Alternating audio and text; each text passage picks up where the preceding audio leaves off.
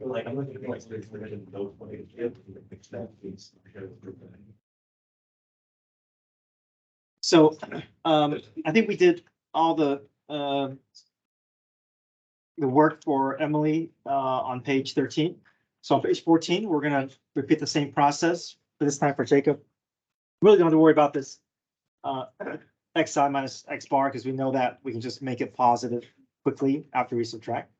So the mean of, to make it faster, the average of Jacob's test score is also 90.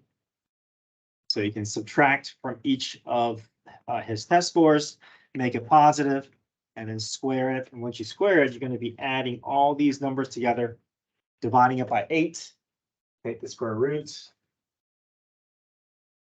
That should be your standard deviation. And what do we expect from Jacob in terms of standard deviation? Higher or lower than Emily's?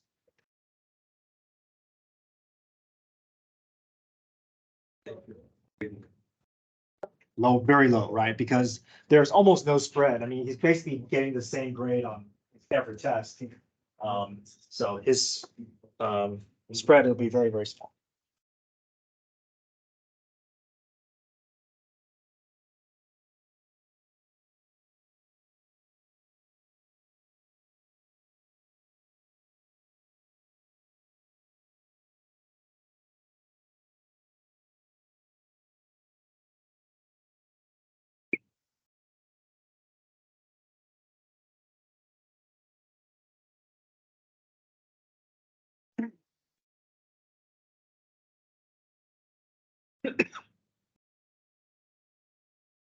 So even if I square 1, I'm still getting 1. So that's why I'm getting such small numbers here, because 1 is not really changing even after I square it.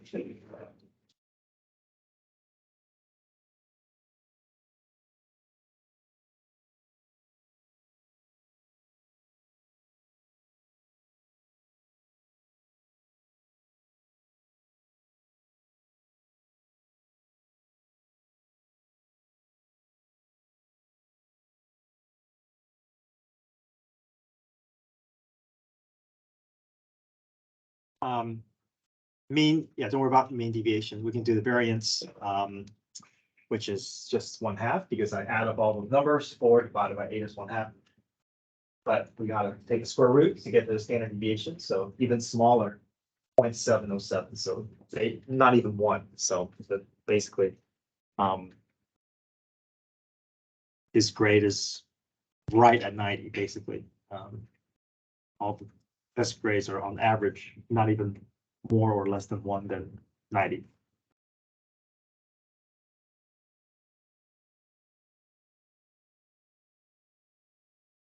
Okay, so the advantage of Jacob being a good candidate for winning the award is that he's the more consistent student.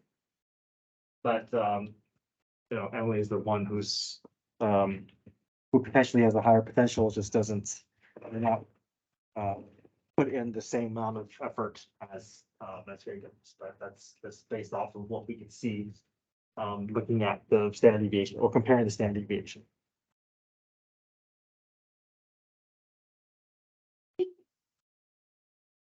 Okay, so today we're going to practice entering data into our calculator and make the calculator find all the values that we've been doing by hand. Okay, we still need to be able to do it by hand, but it's nice to be able to also know how the calculator can help us, especially if the data is too long, too much trouble to do by hand.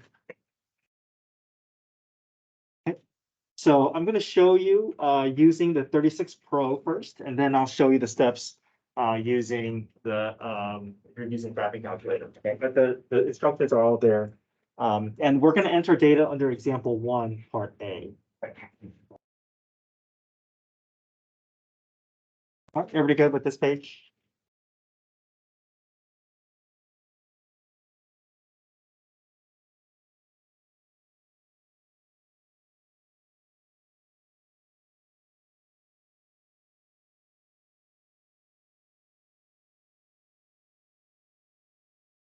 Okay, so first thing we can do, again, we hit data.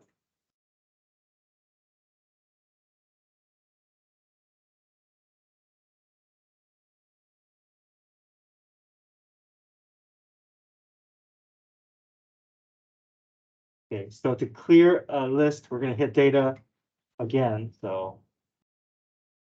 And then let's clear L1. Then hit data twice. Data again, we can clear L2 as well if there's something there. Okay, so we're just gonna type in for enter a data in the list under L1, and we're gonna enter in this data under, for example, 1. So 35, 27, 39. Don't put them in order.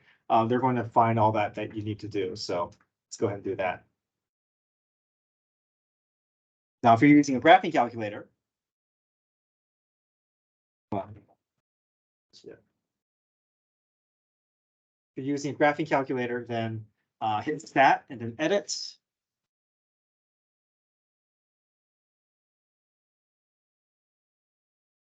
And if you need to clear, you can hit clear. Yeah, so if there was data entered in here, you can hit clear. Yeah, clear enter, and that should get you go to a blank one. So I'm going to enter the data in both my calculators here.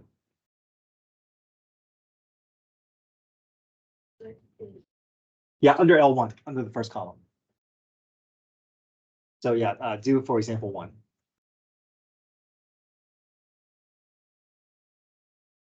If there's duplicate, you got to put them in twice.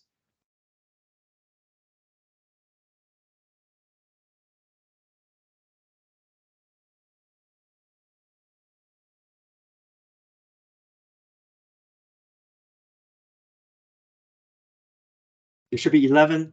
By the time you get to 40, there should be an indicator to tell you that you're on the 11th term.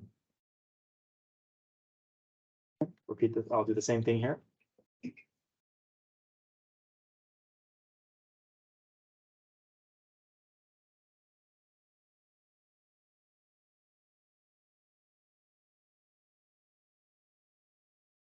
Okay, so let's see the instructions here for the 36 Pro. And you're going to hit second data. You see that second data, it's going to get you that stat menu.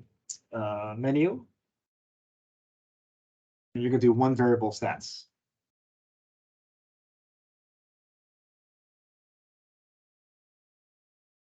And frequency for each table will just be FRQ1. So we want to look at data from L1 and then FRQ1, hit enter calc. Okay. Let me get to the same point on the graphing calculator. You're going to go to stats, calc, 1 variable stats.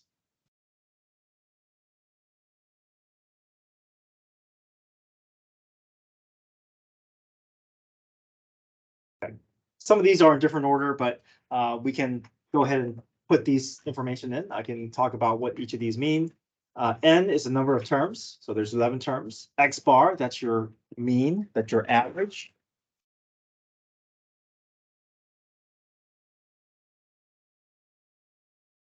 Sum of all the data. That may not be in the order here, so 394. That means, you know, if we were to, before we divided it by the number by 11. Okay. Summation squared, that's good for variance, but we're going to just, don't worry about the sample. We can put it down, but we're not going to really use it. And then the lowercase sigma x, that's standard deviation. That's what we were going to need there. So that's, you see that lowercase sigma there, 4.628. Number of terms is 11. And then it also gives you a 5-number summary. So you have your minimum, your Q1, median, or your Q2, and then Q3, and then your max.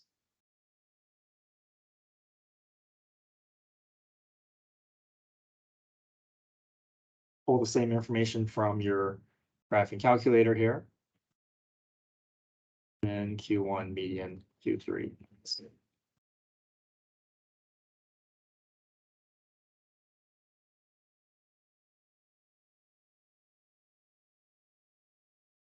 So assuming like on the assessment, there'll be like a no calculator section and a calculator section.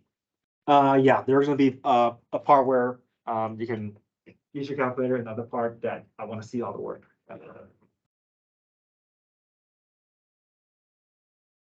Okay, so we can copy that information down under example 1.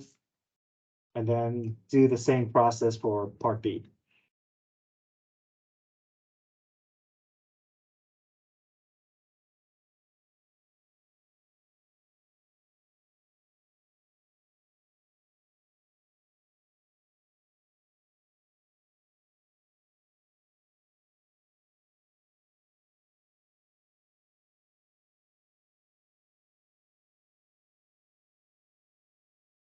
Okay, practice your keystrokes, make sure comfortable with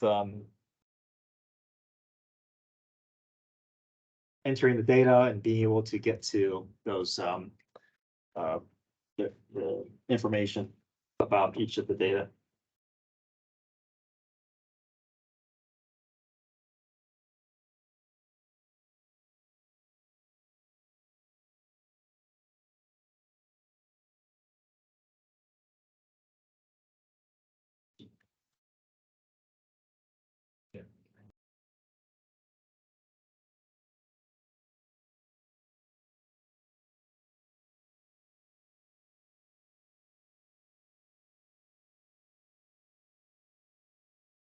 Yeah, don't worry about that one. That we're not going to use.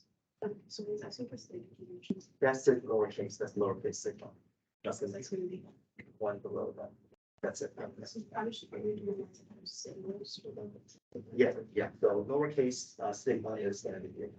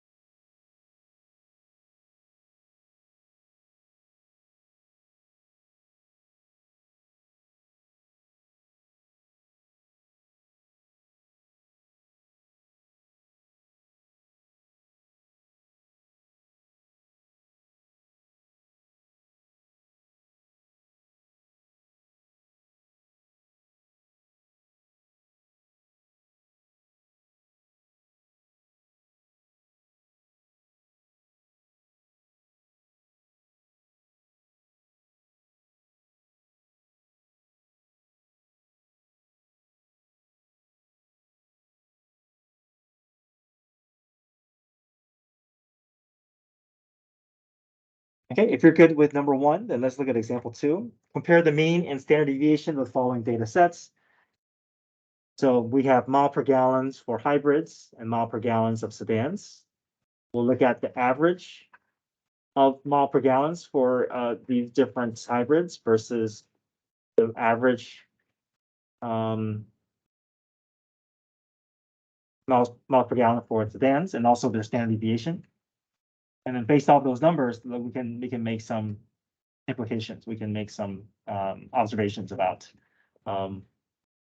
what we see about standard deviation and what that tells us about that data. So a lot faster now that we have our calculator to just enter in and give back those values quickly.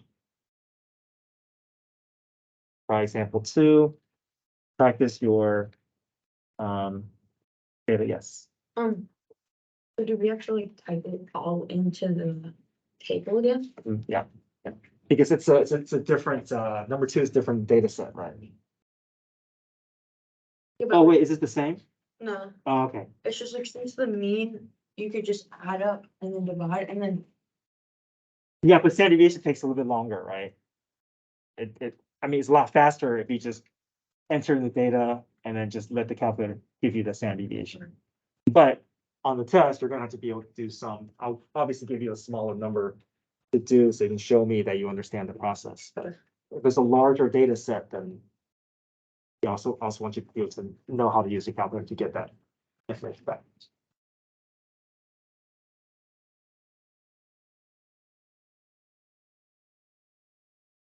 Okay, let me know if anyone is, if you're having any trouble with your calculator or.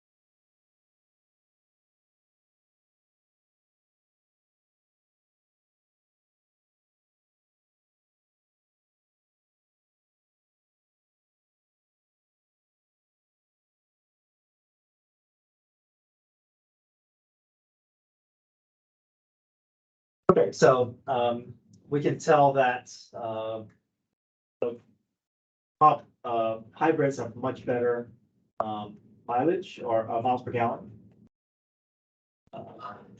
than sedans. But their standard deviation is a little bit higher, so what that means is for the sedans that were tested, it's a little more consistent in terms of the range. But the standard deviation for hybrids is a little bit higher, so that tells us there's a lot more variation amongst less consistent data when things are more spread out. This year, it is. Yeah. So for standard deviation, we do population, right? Rather than- Yeah, we do population, right. And then in your calculator, it's gonna be the lowercase summation, yeah. I'm just confused, like, why, like, in, example 1P, it's like the mean, the square root of the mean is the standard deviation. No, sorry. That's my mistake. It should be the square root of the variance. So, sorry, I meant for, this, I didn't mean for that to be the square root. I tried to do the O with the tail to indicate that that's the notation for standard deviation. Yeah, that's, That's why I was like, why can't I just do that? oh, okay, the square root of X. Yeah, sorry, I didn't mean for that to be a square root. That's actually, the letter sigma. Okay, that makes sense. Okay. Sorry, not square root.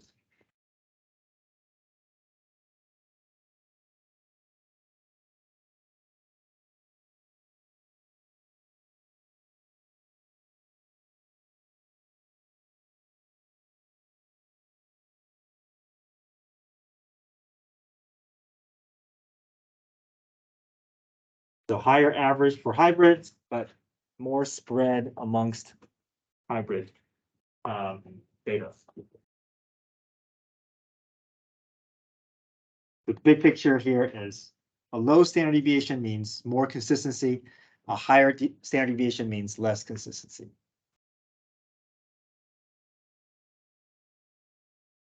Okay, your classwork is just page 16.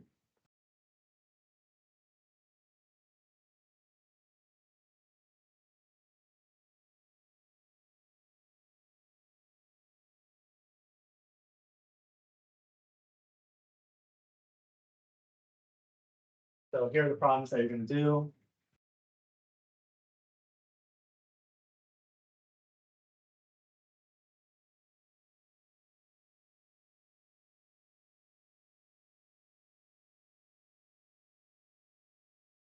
Okay, 135 and then 7, 8, 9, 10. And then the calculator can get all this data for you, but I want us to be really comfortable to be able to know which buttons to press to get to where we need to go.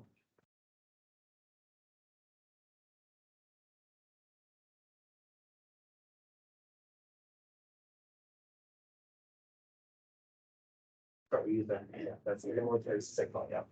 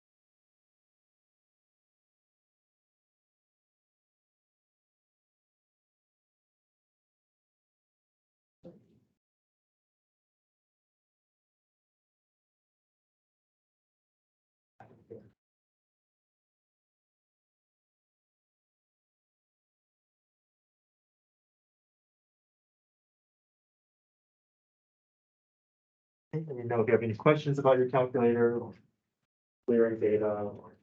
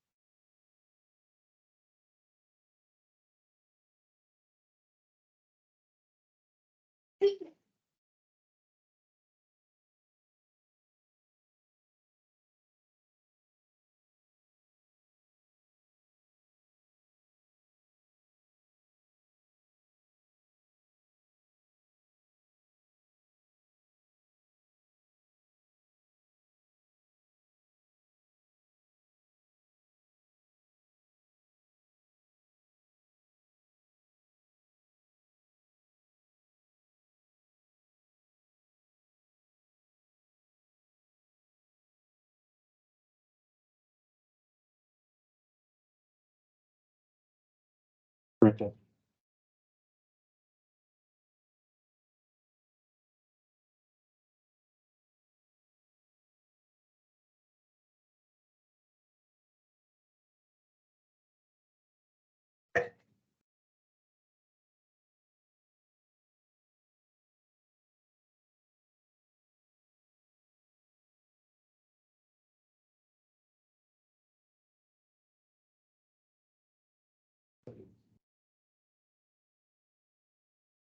For this data set, I put one person.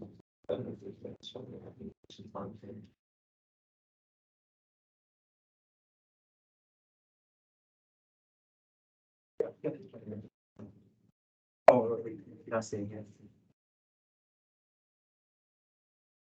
Like the one before they got it wrong.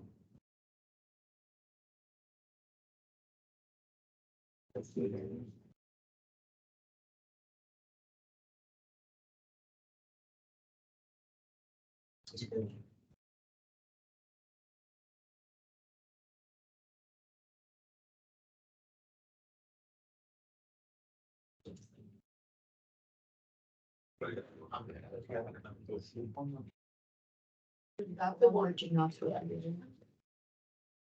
Oh, it should be this. I included it, it was wrong, but up there it's not on there, so, Oh, so that's why I was like, I don't think it's supposed to be included. got it. Okay, so sorry about number 5 then, Yeah.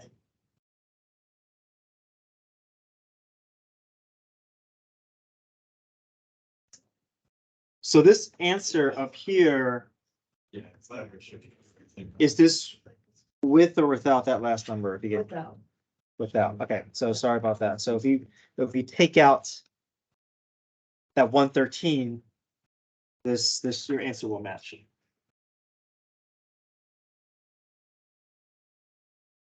For the first one, is that a 3 or 8? 3, I got 8%. you got 8? Yeah. Okay, so let's double check your list.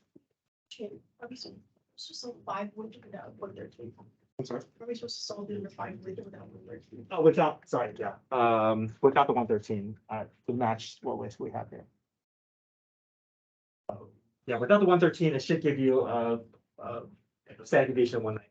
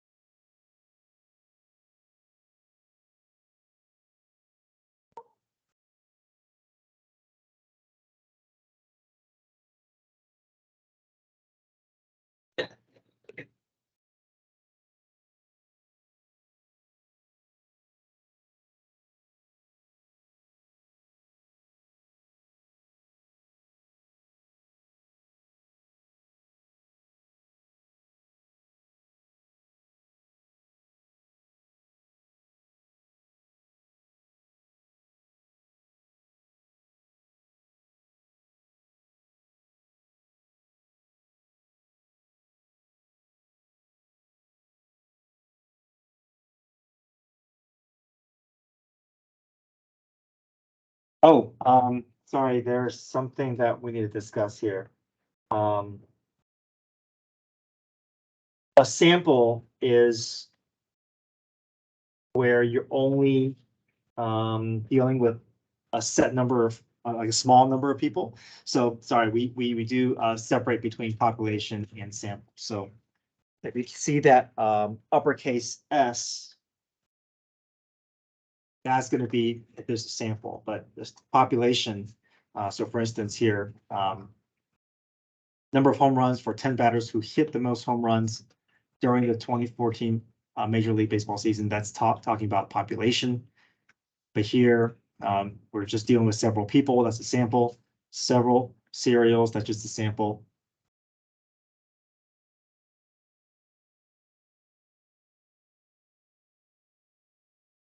Yeah, so several is just sample, but if it's talking about here's a little bit vague. So but you know, we will have that population if more than 7 models exist.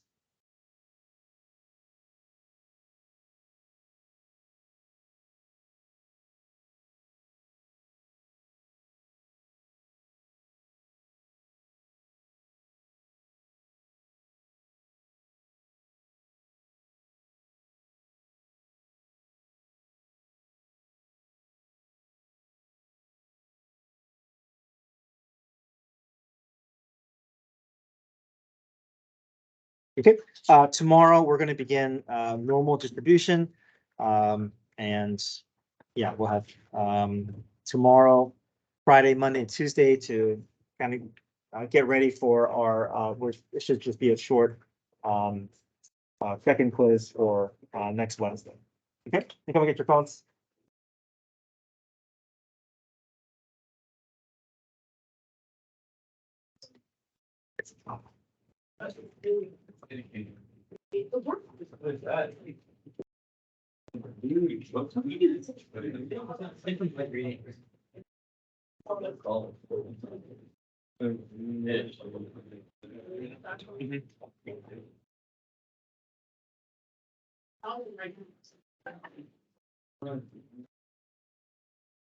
Okay.